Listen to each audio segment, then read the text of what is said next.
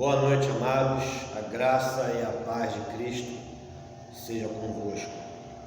Hoje, no dia 5 de abril de 2020, estamos aqui na igreja, gravar uma mensagem para o seu coração. Esse domingo especial, um domingo de oração, de clamor, onde eu creio que a resposta de Deus para nós. Deus ele vai nos responder naquilo que o propósito que nós colocamos hoje, não só na nação aqui brasileira, mas acredito também que em outros lugares pessoas também dedicaram parte desse dia, tiraram momento desse dia para estar buscando a face do Senhor. Esse momento tão difícil que nós vivemos, e eu creio que em breve nós teremos resposta para esse dia, resposta das nossas orações, resposta do jejum. Eu creio que Deus ele vai responder, com certeza. Então eu quero deixar para você nessa noite uma palavra para você refletir um pouco, uma palavra de reflexão para você, lá no Evangelho de São Mateus, no capítulo 14, a partir do verso 22. São Mateus 14, a partir do verso 22, vai dizer assim: e logo ordenou Jesus que os seus discípulos entrassem no barco e fossem adiante para o outro lado, enquanto despedia a multidão.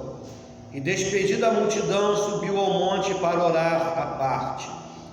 E chegando já à tarde, estava ali só, e o barco estava já no meio do mar, açoitado pelas ondas, porque o vento era contrário.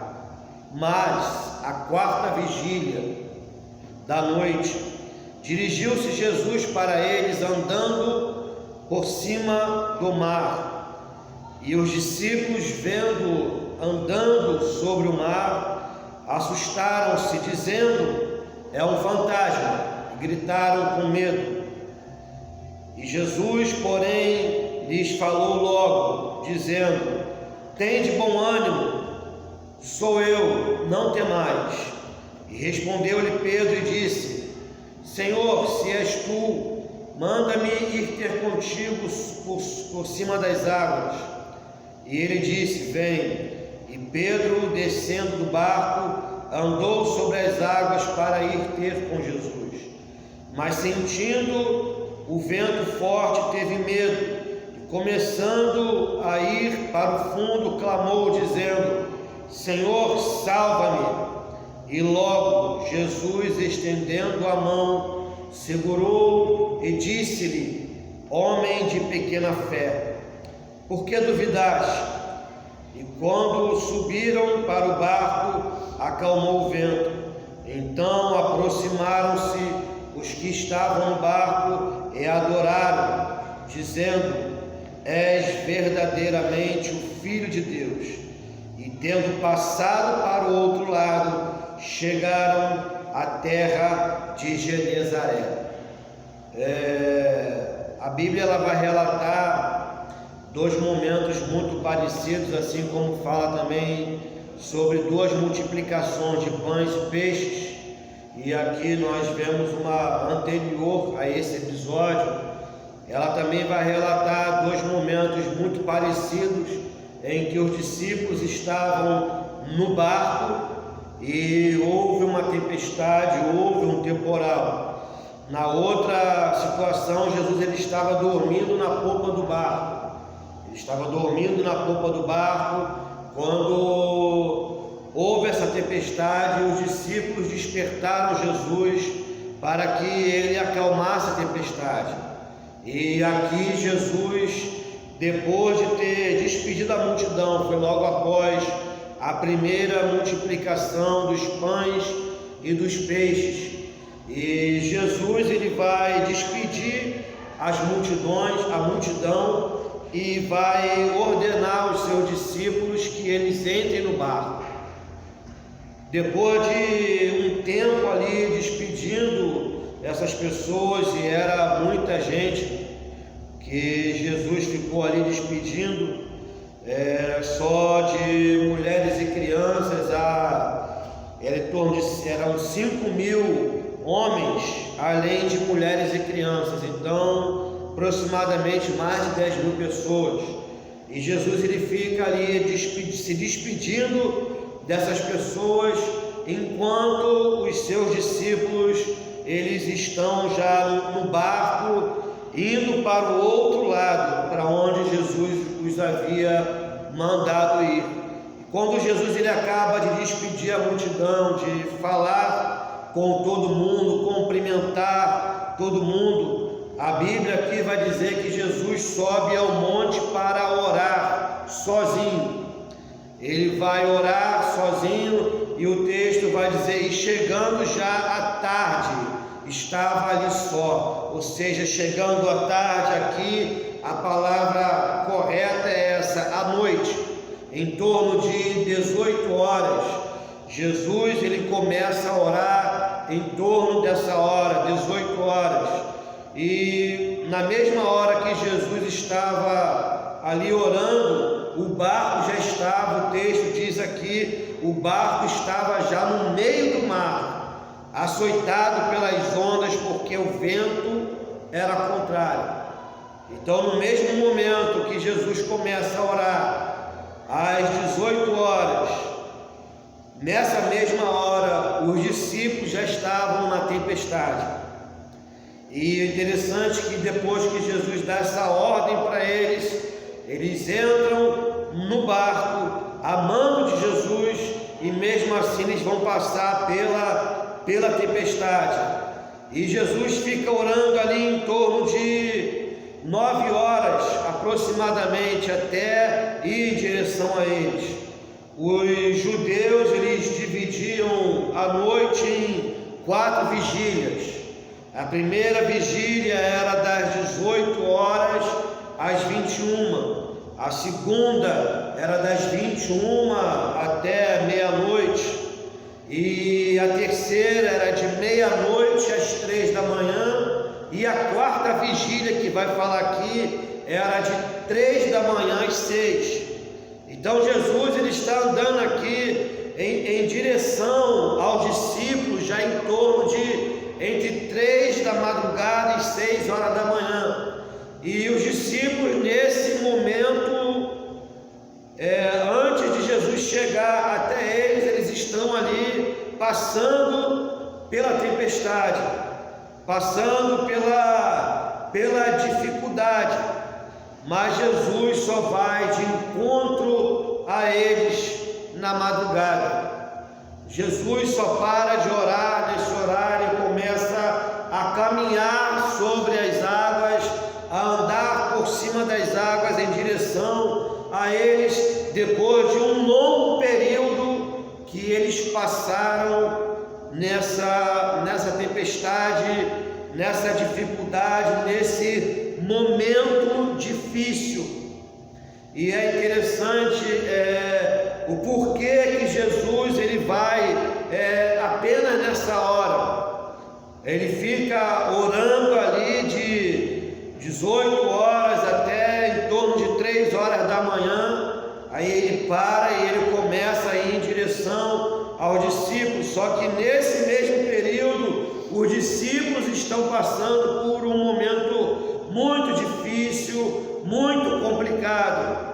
E eu fiquei pensando hoje, quando eu lia esse texto, por que Jesus ele foi só nessa hora? E quando a gente lê esse texto aqui, a gente vai ver que foi exatamente no momento mais crítico da tempestade, no momento mais crítico da situação que eles estavam passando. É exatamente nessa hora que Jesus se dirige a eles andando sobre as águas.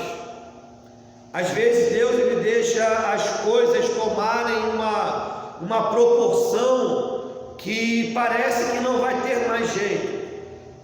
parece que não vai ter mais solução, e Deus muitas vezes permite com que isso aconteça, porque Ele quer que o nome dEle seja glorificado. Assim Ele fez aqui, quando a gente vê no verso 33, depois de ter acalmado o vento, os discípulos se aproximaram e adoraram a Jesus. Eles se prostraram e adoraram ao Senhor.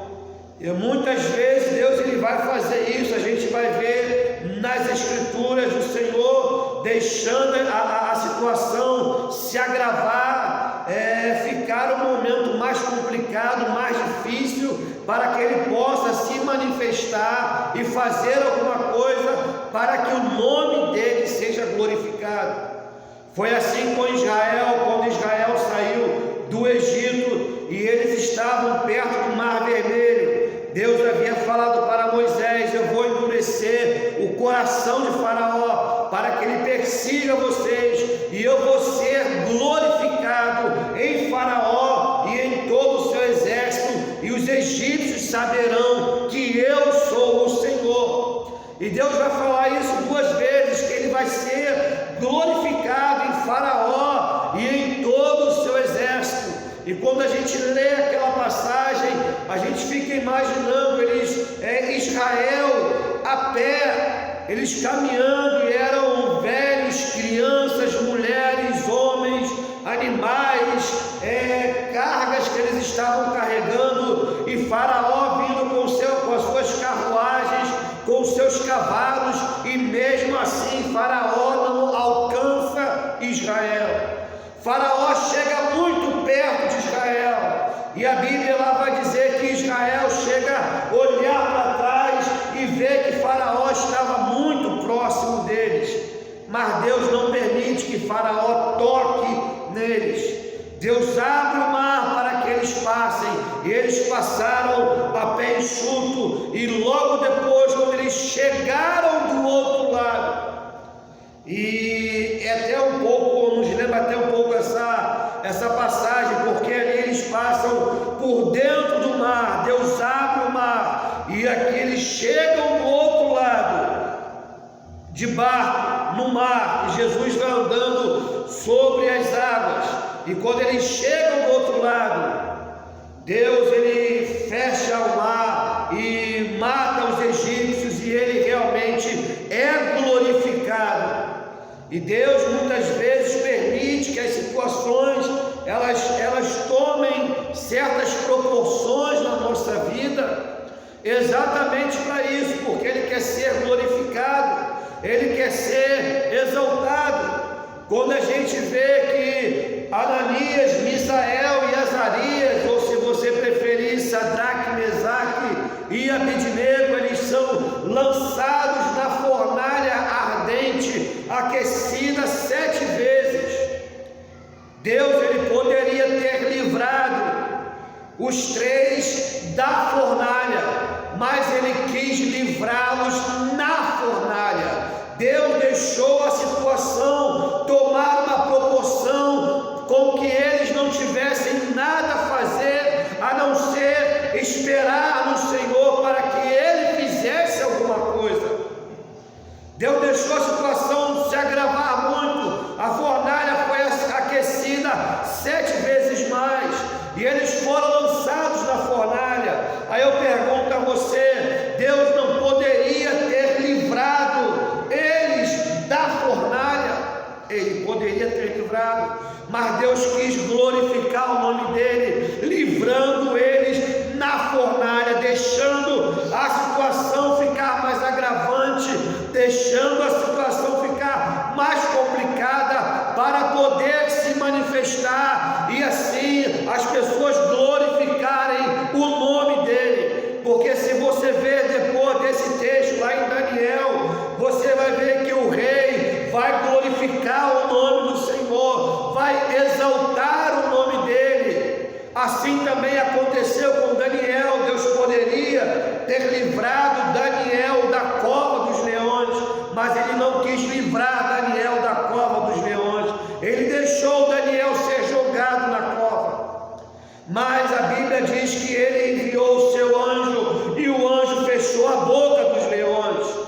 Então Deus muitas vezes deixa até mesmo a gente ser jogado numa cova, ser lançado numa cova, e parecer que tudo é o fim, que acabou, que não tem mais jeito, mas é aí que Ele vem, é aí que Ele se manifesta, é aí que Ele quer glorificar o nome dEle.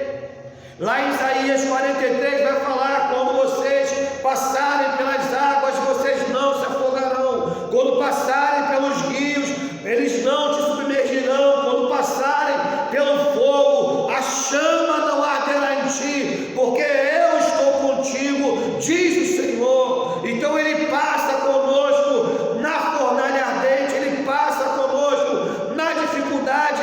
Ele, como diz lá no Salmo 46, Ele é socorro bem presente na hora da angústia. Ele é socorro. Eu gosto do detalhe desse salmo, que ele vai falar: socorro bem presente na hora da angústia. Se tem alguém que está presente com você na hora da sua angústia, é o Senhor. Se tem alguém que está ao seu lado na hora da sua angústia, na hora da dificuldade, é o Senhor. É o Senhor que está sempre ao seu lado. E Ele muitas vezes permite que as situações se agravem cada vez mais para glorificar o nome dEle. Quando falaram que Lázaro estava doente, Jesus disse: essa enfermidade não é para a morte, mas é para que o Filho seja glorificado, é para que o Pai seja glorificado. E Jesus só vai depois que Lázaro já havia 4 dias de morto. Jesus só vai depois que a situação se agravou bastante, não tinha mais jeito, não tinha mais solução. Mandaram chamar Ele antes para resolver o problema. Falaram para ele: Lázaro, a quem você ama, está doente. E a Bíblia diz que Jesus, Ele fica no mesmo lugar, e Ele vai falar assim: essa enfermidade não é para a morte, mas é para que o Pai seja glorificado. E Ele só chega quando a situação não tinha mais jeito. Então você vai reparando que muitas vezes Deus deixa as situações tomarem uma proporção até que a gente entenda que a gente não tem mais o controle, que a gente não pode fazer mais nada, que só Deus fazendo algo em nossa vida, só com a intervenção dEle em nossa vida. Foi assim que aconteceu também com Sara. Sara, ela, além de ser estéril, agora ela já era uma mulher avançada em idade, e é nessa hora que ela vai ter Isaac. Deus, ele dá motivo realmente de riso, né? Isaac significa riso. Então, quando Sara, ela era mais jovem, o problema era a esterilidade. Ela não podia ter filho, ela era estéril. Só que agora o problema de Sara se agravou. Além da esterilidade, ela agora era já uma mulher avançada em dias, ela já não tinha mais como gerar filho. E é nessa hora que Deus vai falar para ela: daqui a 1 ano, daqui a 1 ano você vai ter um filho. E ela vai rir, e ela vai dar um sorriso. E o nome do garoto é Isaac, que significa riso. Eu quero te deixar uma palavra para você nessa noite, uma palavra de Deus para a sua vida. Nesse momento de crise, nesse momento de dificuldade, Deus vai te dar motivo de riso. Deus vai te dar motivo de riso. Nessa angústia, nessa dificuldade, você vai sair e Ele vai te dar motivo para você sorrir. Talvez as coisas tenham se agravado muito em sua vida, tenham tomado uma proporção que você já olha e entende que não tem mais jeito. Mas é nessa hora que Ele vai se dirigir a você, é nessa hora que Ele vai se manifestar, é nessa hora que Ele vai dizer para você: aquieta o teu coração, fica quieto, aquietai-vos, como diz lá no Salmo 46, no verso 10, aquietai-vos e sabei que eu sou Deus, serei exaltado em e serei exaltado sobre toda a terra. Eu gosto desse salmo porque parece que o salmista ele vai relatando ali, ele quebra o arco, corta a lança, queima os carros no fogo, e parece que Deus ele dá um brado no meio do salmo, e ele vai falar assim: aquietai-vos e sabei que eu sou Deus. Aquietai-vos e sabei que eu sou Deus. Eu serei exaltado sobre toda a terra. Então aquieta o teu coração. É na quietude que você vai ouvir a voz de Deus. Talvez você esteja passando por um momento difícil, por um momento de tribulação, um momento de angústia. Então a palavra de Deus nessa noite para você é essa: aquietai-vos. Foi isso também que Moisés disse para o povo quando o faraó vinha atrás. Moisés disse para o povo: aquietai-vos e vede o livramento que o Senhor vos fará, porque os egípcios que vocês hoje veem, vocês nunca mais tornarão a ver. Então naquele momento Moisés também fala para eles: aquietai-vos e vede o livramento que o Senhor dará a vocês. Então aquieta o teu coração, aquieta o teu coração, porque na quietude você vai ver o livramento do Senhor. Na quietude você vai saber que Ele é Deus, que Ele é exaltado sobre toda a terra, que Ele é exaltado sobre todas as nações. Jesus permite que isso aconteça, Ele vem exatamente no momento muito crítico, no momento muito difícil aqui para os discípulos, porque eles começaram a ver coisas aqui. Eles agora estão tão assustados que Jesus vem andando sobre as águas, e quando eles veem Jesus andando sobre as águas, eles vão gritar: é um fantasma! É um fantasma! É um fantasma! O momento aqui era tão crítico que eles começaram a ver coisas que não existem. Talvez você esteja também assim na sua casa, amedrontado com tudo o que está acontecendo, e talvez você também esteja vendo coisas que também não são reais. Então cuidado com esse período, cuidado com essa hora, porque essa hora pode fazer eu e você ver coisas que não existem, coisas que não estão acontecendo, porque aqui nesse momento crítico, na hora da tempestade, quando Jesus vem andando, eles vão ver Jesus andando sobre o mar, e eles ficam assustados e dizem: é um fantasma.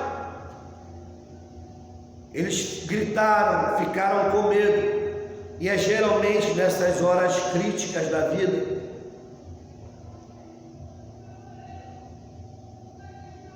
que os fantasmas voltam à nossa mente para nos atormentar. É justamente nessa hora de dificuldade que a gente começa a enxergar coisas onde não existe. Isso é comum na tribulação, na dificuldade, a gente começar a ver coisas que realmente não existem. A gente começar a ver coisas boas como coisas ruins, e vice-versa, porque a nossa mente fica assim um pouco complicada, a nossa visão fica diferente durante a noite numa tempestade. Mas a minha oração nessa noite é pedir para Deus para que Ele abra o meu e o seu olho, para que a gente veja, assim como Eliseu orou por Geazi lá naquele monte, quando Geazi ele acorda cedo, e o lugar onde ele estava com Eliseu foi cercado por carruagens e cavalos. Um grande exército cerca aquele lugar, e ele vai falar com Eliseu, e ele vai dar um grito para Eliseu: ai meu Senhor, estamos cercados, o que faremos? E Eliseu vai dar uma palavra para Geazi. E eu quero deixar essa palavra para você também essa noite. Eliseu vai dar uma palavra para aquele moço, vai dizer para ele: mais são os que estão conosco do que os que estão com eles. E a Bíblia diz que Eliseu, ele fez uma oração por aquele moço. Ele orou e pediu ao Senhor: Senhor, peço-te que lhe abra os olhos para que ele veja.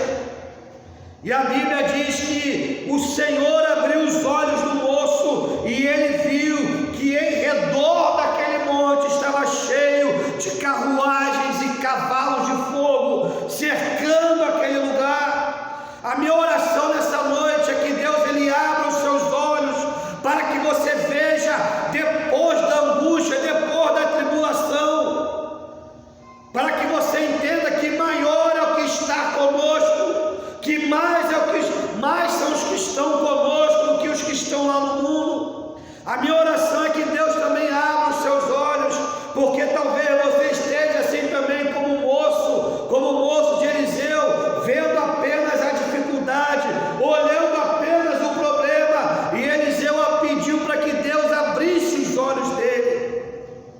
Talvez você esteja assim essa noite, os seus olhos estão focados apenas na dificuldade, apenas no problema, naquilo que está acontecendo hoje. Você respira isso dia e noite, você pensa nisso dia e noite, você não tem mais o que pensar, você só pensa nisso. Talvez você esteja assim como esse moço, vendo apenas a dificuldade, mas no nome de Jesus, que nessa noite o Senhor abra os teus olhos para que você veja que maior é aquele que está conosco, que maior é o exército do Senhor ao nosso favor, que Ele abra os teus olhos como Ele abriu os olhos daquele moço, e ele viu que em volta do monte havia carros e carruagens de fogo. Que Ele abra os teus olhos nessa noite e você comece a encarar essa situação de uma outra forma. Você não comece a ver isso como um fantasma, que você comece a ver isso como uma oportunidade de Deus glorificar o nome dEle, de exaltar o nome dEle. Então no momento da noite é muito propício a gente começar a ver coisas que realmente não existem. Por isso que Jesus ele veio num momento crítico aqui. Jesus chega na hora certa, no momento exato. Talvez você pense que está demorando a acontecer alguma coisa. Não, ele vai vir na hora certa, ele vai fazer no momento exato. Lá no Salmo 30, no verso 5, diz que o choro pode durar uma noite, mas a alegria vem pela manhã. Eu quero deixar essa palavra para você essa noite. O choro pode durar uma noite, mas a alegria ela vem ao amanhecer. Que Deus abra os teus olhos.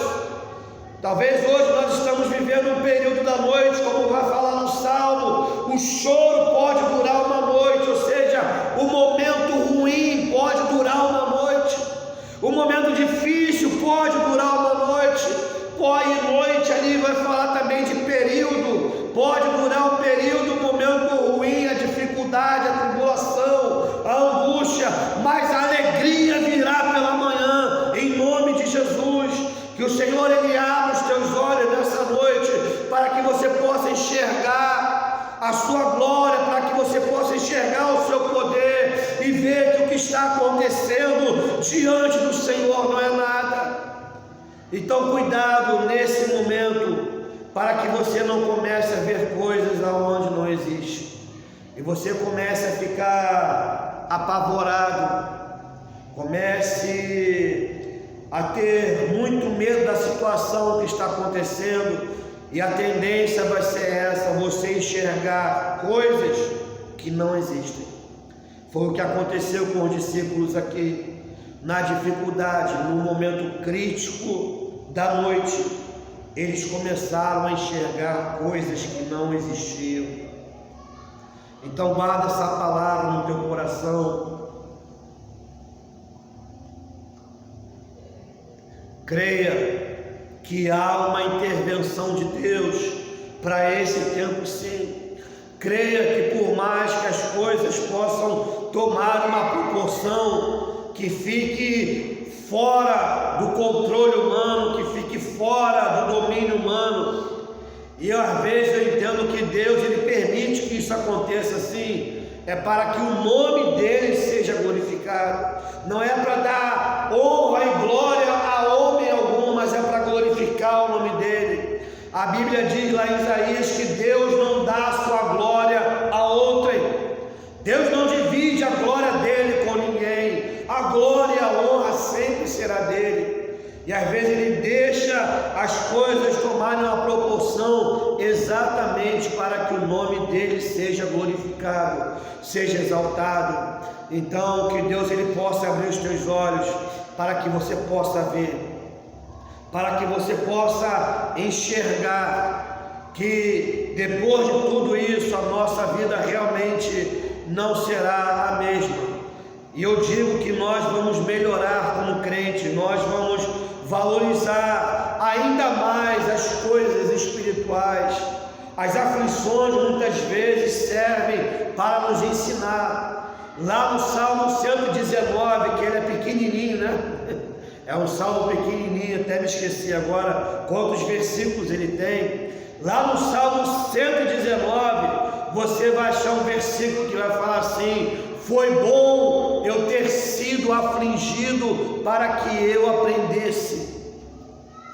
Deixa eu te falar uma coisa, a aflição, ela ensina também. O momento difícil ensina também. O choro da noite ensina também. Ensina a gente a valorizar o tempo que a gente tem para buscar a face do Senhor. Nos ensina a valorizar a comunhão entre os irmãos. Ela vai sim nos ensinar. E eu creio sim que depois disso muitas coisas na nossa vida serão restauradas. A gente vai consertar muita coisa na nossa vida. A gente vai rever muita coisa na nossa vida. A gente vai passar a valorizar aquilo que era para ser realmente valorizado. Então, no nome de Jesus, guarda essa palavra no seu coração. O choro pode durar uma noite, mas a alegria, ela vai vir ao amanhecer. Creia nisso, que Deus, Ele não perdeu o controle de nada. Ele não perdeu o controle de nada. Os homens podem ficar desesperados, podem não ter o controle, mas o Senhor não perdeu o controle de nada. Ele continua dominando sobre tudo, todo o poder continua nas suas mãos. Ele não perdeu o controle de nada. Lá em Isaías 43, verso 13, vai falar assim: antes que houvesse dia, e eu sou, e não há ninguém que possa livrar alguém da minha mão. Operando eu, quem impedirá? Saiba de uma coisa, que quando Deus estender a mão, não há ninguém que possa impedir. E nós estamos clamando isso, pela intervenção, pela operação de Deus durante esses dias. Então que o Senhor te abençoe e te guarde, que você tenha uma excelente semana e guarde essa palavra no teu coração. Cuidado com aquilo que você tem visto durante esses dias. Não comece a ver fantasmas. Peça para Deus abrir os teus olhos. A minha oração essa noite por você é essa. É a mesma oração que Eliseu fez pelo moço. Senhor, peço-te que lhe abra os olhos para que ele veja. Então, em nome de Jesus, que o Senhor abra os seus olhos para que você enxergue depois que virá. Segura, o choro vai durar uma noite, mas a alegria vai vir ao amanhecer. Uma excelente semana para você, na bênção de Deus. Que Deus te abençoe e te guarde, que Ele guarde a sua casa, a sua família, que nós possamos ter atitudes sábias, atitudes prudentes durante esses dias, em nome de Jesus. Amém. Que Deus te abençoe.